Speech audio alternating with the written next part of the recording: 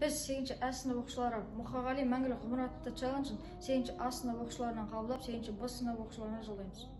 Мұқағали Сәйменұлы Мақатаев 1931 жылы 9 ақпанда Райымбек ауданы Қарасаз ауылында дүниеге келген қазақтың лирик мұзбалақ ақыны.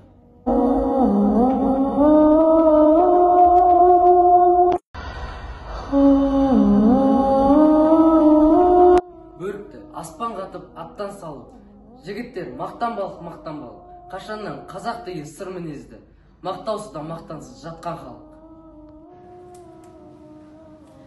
Анашым, асыл анам, есіл анам, ел жүрем, есіркеймін есіме алам. Мен үшін сен суатқан ақ сүтіңді, ақтамасам боп жүрмін есіне адам. Алыс жолда жүрсем де арбашып, аға тойлап түсірмей жаның ашып. Оқытып кешеу барған хаттарымды, отырмысың үрпейіп жаның ашып.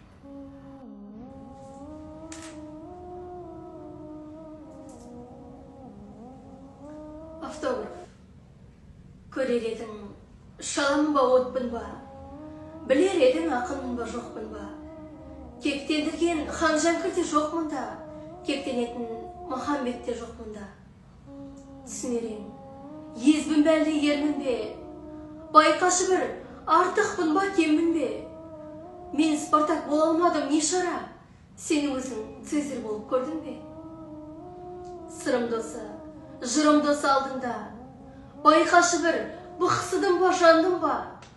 Махаңдар жоқ, махаңдардың сарқыты, Мұқағали Мақатаев бар мұнда.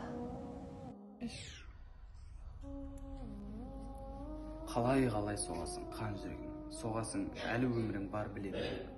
Дем ала ғой байғұсым, дем ала ғой, бұл тірлікте құмарым қанды.